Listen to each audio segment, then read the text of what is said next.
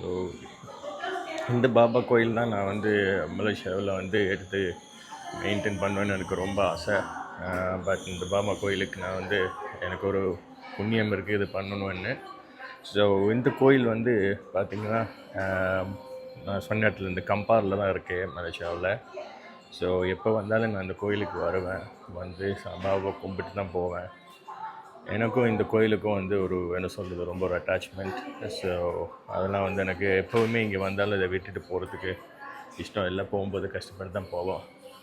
பாபா என்ன எப்போ பார்த்தாலும் சிரிக்கிற மாதிரி தான் ஒரு ஃபீலிங்காகவே இருக்கும். பாபா எப்பயுமே சிரிச்சு தான் இருப்பார்.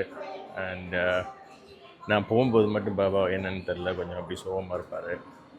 ஸோ கண்டிப்பாக எல்லாருக்கும் பாபா நல்ல சொன்ன. இன்றைக்கி வியாழக்கிழமை, அதுவும் எனக்கு கரெக்டாக வந்து பாபாவை பார்க்குறதுக்கு வியாழக்கிழமை அந்த நாள் கிடச்சிருச்சு எனக்கு. ஸோ நன்றி பாபா, நன்றி எல்லாத்துக்கும். சரி, இந்த ஒரு ஹாலில் தான், இந்த கோயிலில் தான் பண்ணுறாங்க. ஸோ இது ஒரு ஹாலு. ஸோ எல்லாமே வந்து இந்த இருக்கிற இங்கே இந்த மலேசியாவில் இந்த வில்லேஜில் இருக்கவங்க எல்லாருமே சேர்ந்து தான் இதை வந்து நடத்துகிறாங்க. எனக்கு ஒரு ஆசை, நானும் வந்து இந்த கோயிலை வந்து எடுத்து நடத்தணும்னு. அது கண்டிப்பாக வந்து பாபா செயலில் நான் அது பண்ணுவேன். ஸோ இந்த கோயில் பார்த்திங்கன்னா இந்த இடத்துல தான் வந்து இது பண்ணியிருக்காங்க. ஸோ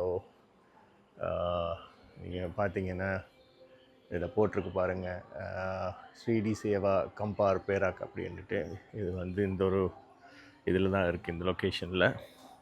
நான் ரொம்ப பவர்ஃபுல்லான பாபா.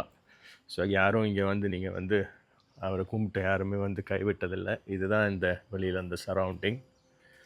ஸோ கம்பார் நீங்கள் வந்தீங்கன்னா, அதாவது இந்து மக்கள், நான் சொன்ன மாதிரி கண்டிப்பாக பாபா வந்து பார்த்துட்டு போங்க. ஸோ உள்ளே வரும்போதே நமக்கு அந்த ஒரு கோயிலோட ஒரு பிளஸ்ஸிங் எப்போயுமே இருக்குது. ஸோ எப்போயுமே அதுவும் எனக்கு இங்கே வந்தால் வந்து நான் பாபாவை வந்து பார்க்காம போகிறதே கிடையாது. ஓம் சாய்ராம், ஓம் சாய்ராம். எல்லாருக்கும் பாபாவோட பிளஸ்ஸிங்.